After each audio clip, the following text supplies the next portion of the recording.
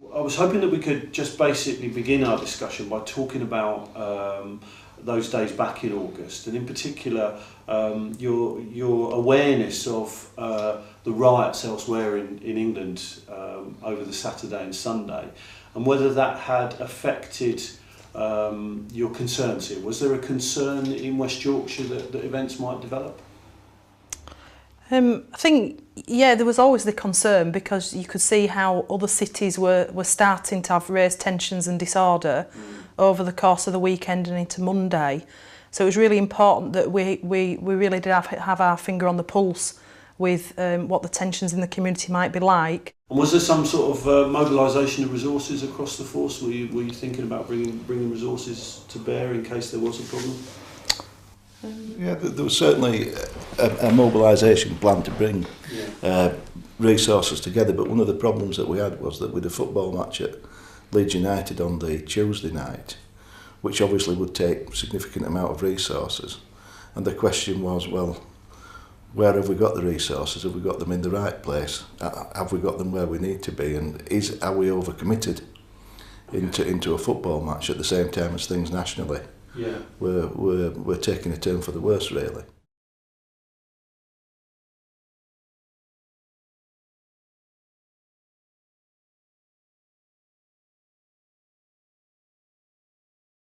And what was the first then major issue that developed on that day? The shooting. Okay, could you tell us a little bit about that? Yeah, the shooting occurred, I think probably about 6:30, 7 o'clock at night, maybe a little bit before. Okay. I'd actually left the office for the day, and we had a situation where we have a park in the middle of a very heavily populated area of Chapeltown, Savile Park, where traditionally young black men will congregate on the park and do gym exercises. It's a bit of a meeting place for young people. And we had a situation where a car pulled up alongside the play area, called a black adult male away from the play area towards the car and shot him.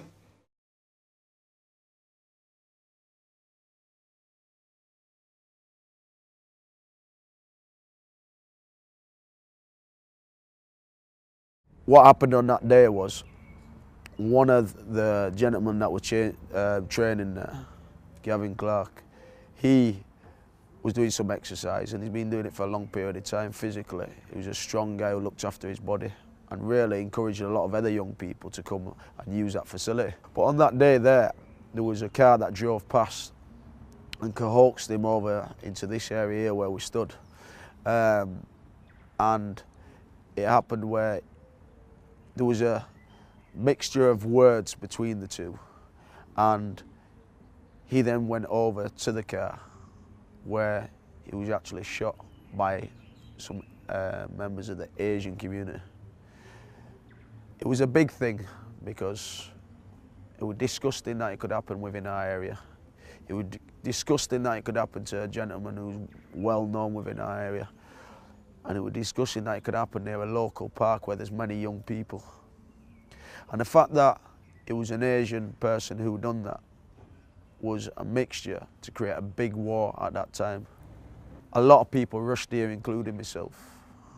And that there was an experience that I wouldn't like anyone else to see. Cause it was what did you find when you arrived? When I arrived, we found the fact of they just started to put tape across the area there from the corner of the wall to the other side, and there was actually a body on the floor bleeding with another Asian gentleman from our community holding him. Mm-hmm. For me, when we got here, we just couldn't believe it.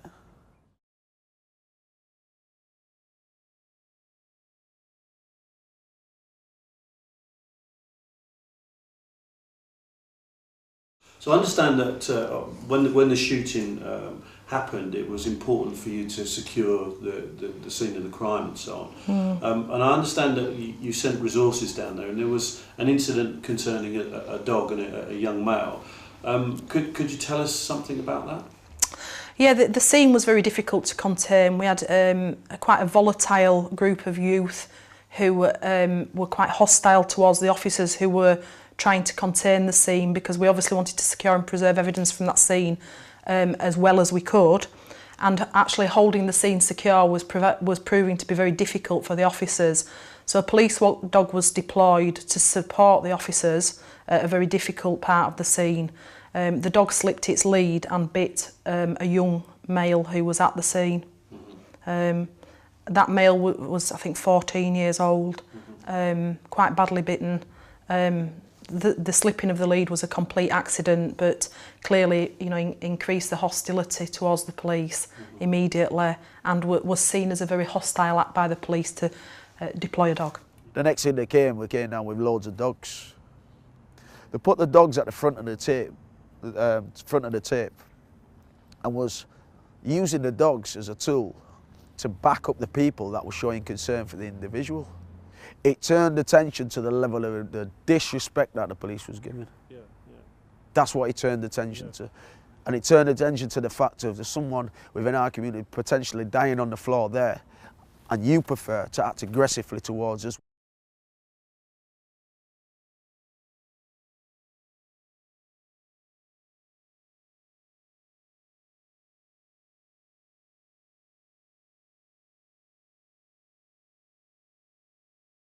What happened then is, there was them and us scenario. Police started to form a line that actually was building into the emotions probably across the country, saying that there's riots all across the country. So this is potentially the one that's going to be the catalyst to everything happening in Leeds. No, this was on the back of somebody being shot, police showing a level of disrespect, and the dog biting two individuals from our community, one young 14-year-old and one adult. So that's the reason why the catalyst of the so-called riots in Leeds took the next tail then. So when the police lined up all the officers in the road, they created an image that says it's now you and us, community against police. That whole situation there should have been a level of respect to say there's a man shot on the floor. And that situation there shown a level of disrespect. When it started taking us back through generations as a community, we don't think we've been policed in the best possible way. It's the same policing, same shit, but just a different day. There was clearly a big feeling that the biting of the young man was being ignored by the police. It wasn't being ignored, it was that there was a lot of other things going on at the time that were fast time things that needed doing. So I then took it upon myself to make sure that we were looking at the dog bite and making sure we were going down the correct process of investigating that, to reassure the community if there was wrongdoing on the part of the police there, it would be dealt with properly. There was clearly, you know, a situation developing out in the community with a group of young men, probably no more than 15 to 20 in number at any one time, who had decided, despite the fact the bigger picture was calming down, they were very intent on how they saw it as seeking revenge for the shooting. Had a suspect been apprehended at this time? No. You still didn't actually know No. who it was. And had the male that had been shot, had he died or? No, he was still alive. He was still alive. But he was critically ill. Critical condition. Yes. So I understand then that when you left the hospital, you came back into Chapeltown, and there was another incident that happened there. Could you tell us a little bit? Yeah, as I drove back up Chapeltown Road, and I really drove back up to see, you know, how were the streets, were they quiet, what was the feeling on the streets, came across a group of black males who were assaulting a young Asian male who was on his own, who was on the pavement, and he was being very, very badly assaulted, and jumped out of the car to try and stop that assault, which then the aggression turned towards me and the colleague that I was with. The young Asian male luckily got up and ran away. Okay, and were you badly assaulted? I had a broken jaw. And I understand that they attacked the car and They so did, on. yeah, It was they quite did. Quite a traumatic experience. Yeah, the hostility was completely turned upon the police, which is something that we do expect sometimes, you know, that we do create a target for people.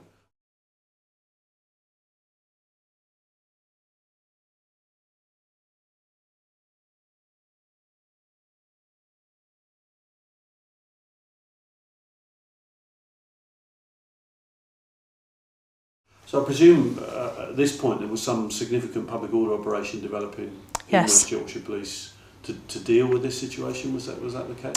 Yeah, the resources were being mustered and the mobilisation plan had been put into place. Okay, so after the assault, you went up to the police station, and can you tell us what happened from there? Yeah, two of the local key community contacts that I have met me at the police station. So we had two things going on really at the same time.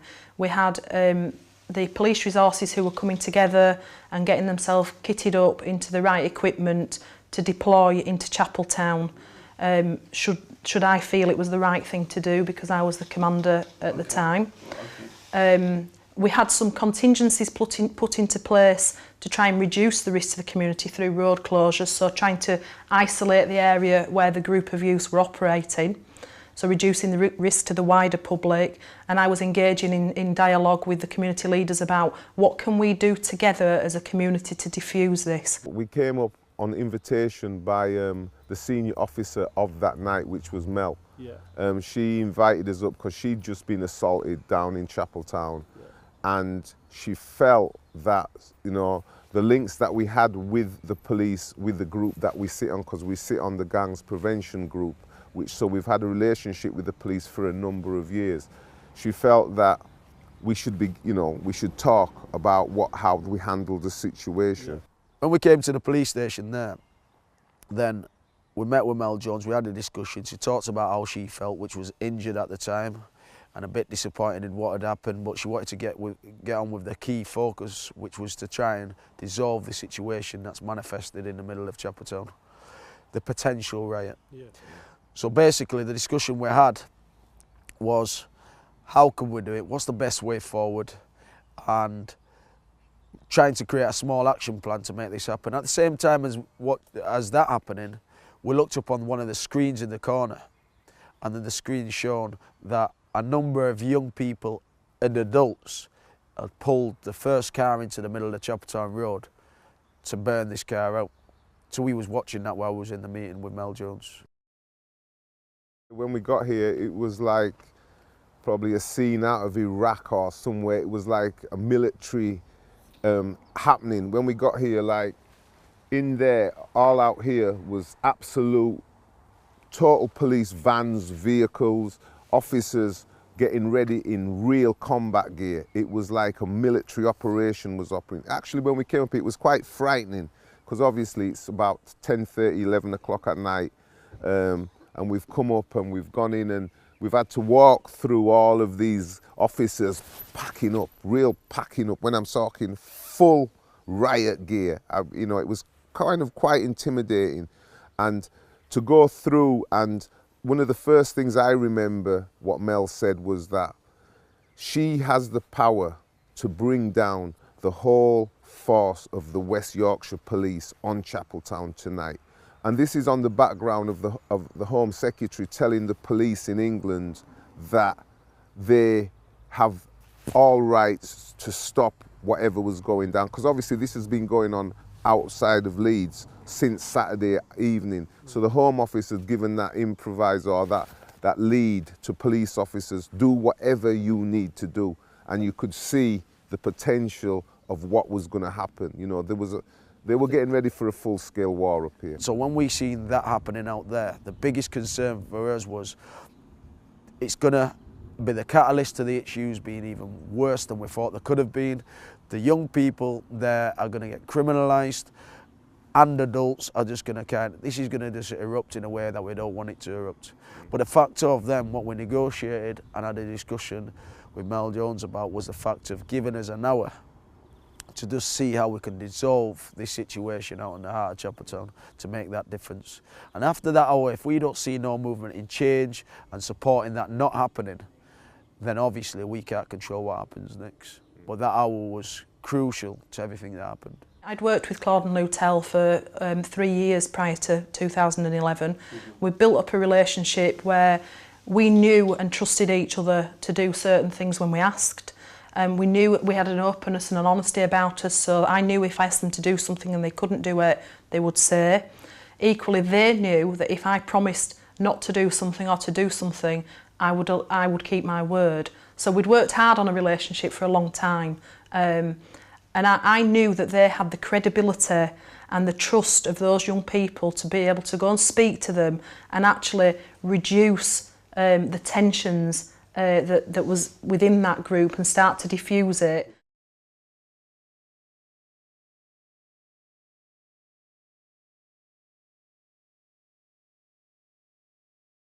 It must have been quite a difficult decision to make. Very difficult. Did you feel that there was some pressure to intervene at that point? Absolutely. I had more than one telephone call from the Gold Commander, the police Gold Commander, saying you need to go and take Silver Command and you need to put resources into Chapeltown. So there was some internal pressure? Absolutely, yeah, because traditional policing methods are, you know, we all revert to typing these times. And the traditional policing method is to put lots of police resource into an area. And what was your feeling about what might have happened if you had deployed in that way? There's no doubt about the fact this was a roaming group who were looking for a focus for their attention, and there was no doubt about it. Had the police been put in at that time, in my mind, we would have been the focus for that attention, and actually the disorder would have escalated. When we got here, when we got down Chapeltown from up at the police station, the car was burning just at the end of this street. So when we came down, we could physically see the Nissan Micra burning. They were all very upset because obviously a young friend of theirs had just been attacked by a police dog in front of full view. And in the back of their minds, there was also the situation that a man had just been shot. A lot of the young people, obviously with the Chapeltown Young People's Club that had been running for a number of years, I knew them. When I say I knew them, they'd been to after-school club with me, they'd been to summer programs with me, so they knew me and they knew Lutel, because Lutel was working with them as well around football. So when we turned up, it's not like adults that had just come into young kids that didn't know them. We came down and said, listen, you know, even though you're upset, we know you're upset about, you know, the young guy getting bit up by the dog, but if you stay out here, it's going to be worse for you in the long run. And that's what we said to them. With some help from some of the other adults that was out here, and some of the parents now had started coming out of their houses to find out where their child was. That's how it kind of diffused.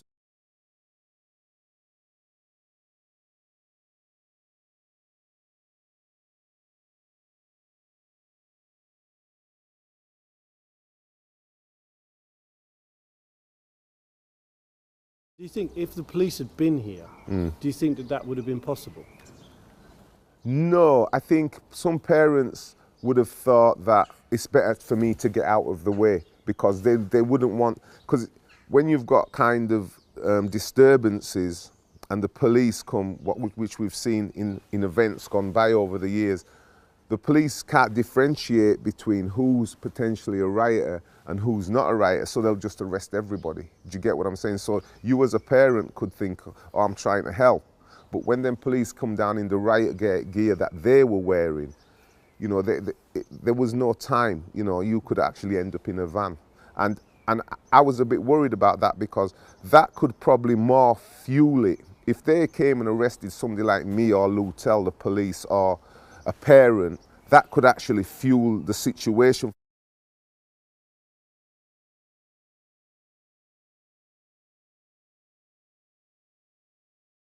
Did they manage to resolve the situation? They did, yeah, they did. We had an agreement really that they would have about 40 minutes of a window to work within, because and that would only be dependent upon me not seeing any signs of an escalation. So as long as there were signs that I could see of a de-escalation, I would hold back putting the main policing operation footprint in, and they would only have a limited time window, because I think we agreed that if they hadn't managed it within that time window, they weren't going to manage it. So it's pretty important 40 minutes then. Yeah, very. Yeah, it must have been a very tense 40 minutes as well. It was, yeah. Okay. And once events then began to de-escalate and you started to see evidence of de-escalation, did that make it easier for you to stick to your decision not to intervene? Very much so, yeah. I had a very frank conversation with the Gold Commander for the force and said, look, I can either go and set up a command room and put police resources in, or I can invest into the relationship that we've got built with the community here, but I can't do both in the next 40 minutes. Which one do you want me to do? And there was a decision at gold level that given... The gold level decision was, you do what you think's right. Okay. So communication and dialogue were really important to how you developed your tactics around. Absolutely, they were the absolute key. We have to be realistic. Mel Jones had something different where she respects and values the level of engagement by communities. There's some officers with it systematically that don't really believe in what the power of engagement with communities can do.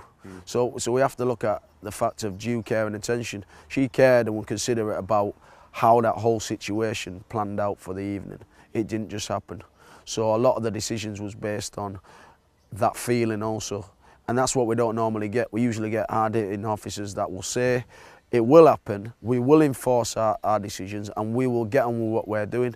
And we've seen that many times over that it doesn't happen. If you go back to 81 or other riots in the past, it hasn't worked out. So it was good that an officer took the time out to think, how can we actually approach this situation differently from we've done in the past? Because let me tell you, it hasn't been done in the past, because really the most senior officers always say, we're here to police situations.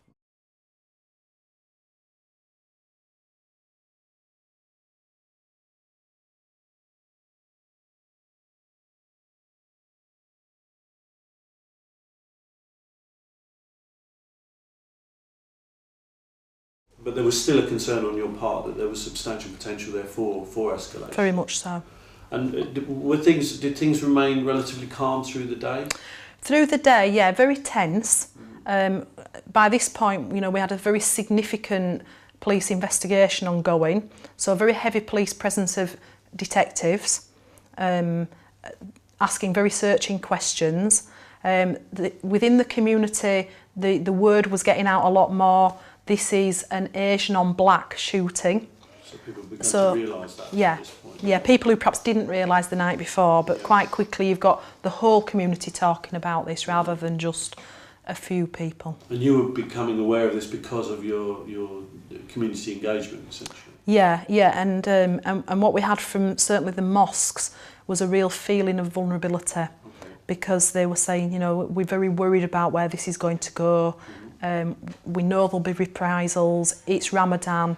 They were feeling very, very vulnerable as a community. I was the silver commander for the Leeds United game, and clearly the wider picture here was that the country was starting to see the effects of serious disorder up and down the country. West Yorkshire Police were committed to mutual aid to other places. We'd got a massive football operation on. Lots of major towns and cities had been attacked by people coming in. So we'd got a real worry about exactly what was going to go on, particularly as the night drew in. The football went without a glitch, actually. It was just as it should have been, a normal footballing operation. But that was then, as that was drawing to a close, things started to happen in Chapeltown.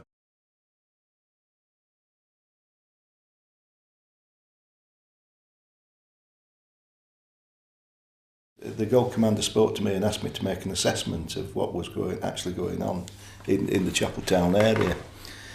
So one of the things I did was bring all the resources together and place them strategically at the bottom of Chapeltown, so that anybody moving in and out would know that there was a significant amount of resources, but they weren't deployed into the area.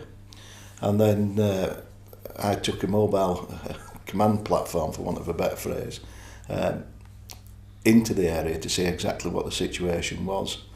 And as I drove up Roundy Road, as we came to the sort of crest of the hill, there was quite a significant gathering of people, and a car was well ablaze next to a building. And as soon as they saw the police, a lot of people started running down the road, resulting in us having to withdraw quite quickly. But that was just one focus. Everywhere else where we went was quiet, and we moved into the heart of the Chapeltown area, and it was strangely quiet. So one of the decisions I had to make then was, what do I do about the car? What do I do about Roundy Road? And I spoke to Melanie to get an understanding of the wider picture of what was going on, and I decided that we'd wait and see what interest the crowd would have, rather than starting to redeploy lots of policing resources into one area to create a focal point for what could possibly become disorder, because it was clear from the crowd's reaction that they were looking for the police to respond to this particular issue. And then I went to see Melanie up at Steinbeck police station to understand exactly what was being done with the community before we started to move into the area and actually unpick the work that might have been going on through the community cell. So there was an understanding on your part that if you had sent resources into that area at that time, that your officers would have become a focal point for... It was absolutely clear that the dynamics that I'd seen, they were looking for a focal point. They were looking for something to trigger an escalation of their behaviour. And there was another little incident in the heart of Chapeltown where, as I went in, some people threw barricades behind the vehicle to try and trap us in, but fortunately with a way out. And it was clear to me that actually we were the focus of the attention that people wanted to actually engage in confrontation with the police. Well, one of the natural things that you want to do is when you see a state of disorder and everything ablaze, you want to restore normality immediately. And actually sometimes you just have to understand, is that controlled? What will happen if we actually do the things that the police traditionally do? And it was clear that if we just left what was happening, people would start to move away because the car burnt itself out. There was no further disorder. People knew the police were about, but they didn't know where and how many, etc. So we were visible but not congregated, for want of a better phrase. And so the plan was that Melanie would continue working, making contact with people in the community that she knows. And my plan then was to start to introduce policing, mobile policing, not on foot policing to start with, driving through the area to show people that the police were about, but actually not creating a static point of contact and confrontation, which actually Chapeltown as an area really went very, very quiet.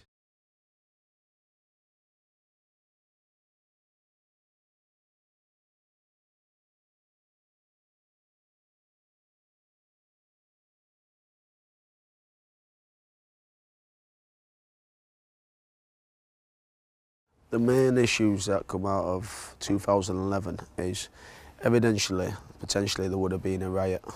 We've gone out there on the streets of Chapeltown and made a difference. The fact of the reason why we can make that difference is because the services which we provide to young people are for the other 364 days a year.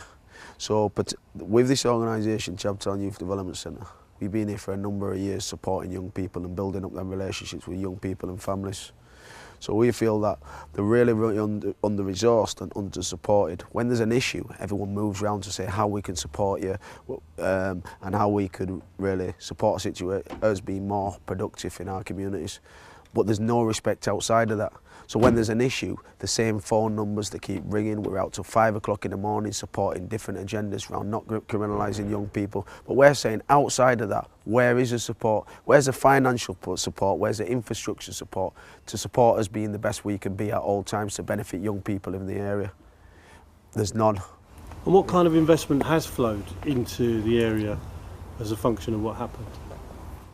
None. The investment that's floated into the area is based around building more CCTV cameras where police would have wanted to put them in certain spots, so they've had the opportunity to do that. So all of a sudden the city produces money that was never there in the first place to support young people's delivery, but they find big resources, a massive amount of money to support putting cameras in key positions where they're wanting to put it in.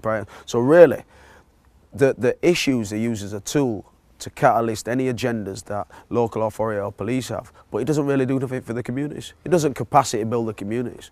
Well, what's one of the biggest factors within deprivation within communities? It's joblessness and worthlessness. So what we're saying is if we capacity build young people and adults from our community, we create a different kind of model which creates social change within your own communities.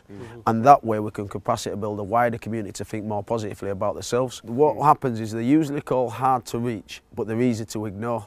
So what happens is they're in the hard to reach bracket, so nobody wants to reach them, but really they're easy to ignore, so you can work with who also deserve a service, the nicer kids who don't get up to anything, because it still gives you the same statistical information which is needed around numbers. It is hard to reach as a statement. To me, community organisations never find it hard to reach young people. So I don't know systematically, I take Lutel's point, don't want to engage, don't want to deal with. It's not hard to reach. So to me, as far as I'm concerned, young people can be reached wherever they are, you go to where they are. You've got a statutory service which only delivers up until 9 o'clock or 8:30 on a night, Monday to Thursday. They don't even want to work. And, you know, and I've had to work within this game for 20 years. The statutory service do not want to work on Friday nights. They don't want to work on Saturdays. They don't want to work during school holidays. But we community groups, we will work 365 days a year. That's the reality. The thing is, the capacity of what we do here, that's how we reach young people through a level of due care and attention over a number of years to build relationships with young people and parents. So you're not really building it on that night, you're building it on your credibility for those years prior to that night. And then what happens then is young people say, well, do you know what? Even when times are good, bad or indifferent, you're still there and you're forever present. Now what's happening a lot of the times, depending on the different agendas that shift through politics, through other regimes, the fact is there's one prominent thing at all times, and that's communities that don't really change. So that's created the biggest monster in itself. And if you look at it, this career building exercise of different institutions there, we've seen it come and go over a period of time, whether it's policing, whether it's council staff, they're changing, they keep changing, they're changing. And the thing is, there's no care or consideration. If you look at a community, the community has a two-way buy-in. They live in them communities and they want the best that's for them communities. So they've got more of a affiliation to that situation than someone who just comes in to do a piece of work. And I do believe that when we went down, when we go like into that situation in August 2011, as being able to speak to young people was not based on they knew us from that week. It was, a lot of them were kids we'd worked with over maybe 18 months. So we could say to them, well, I was saying to them, you know, you've got something to lose. The only loser in that game on that night will be our young people. And what would they lose? We were putting on activities, residentials, trying to get funding to take them go-karting, try to take them, get them funding. Even when the local authorities putting on a summer program, they don't want to engage these same kids. They'd be having an event up, kayaking and stuff going on up there, but they wouldn't get these young people. So we've managed to engage them and make sure that they're filtered in through that. Well, let me give you one example, which Claude will confirm right now. We're at Gangs Prevention Strategy meeting, which is held at Steinbeck Police Station. Now it's held at Regional Centre.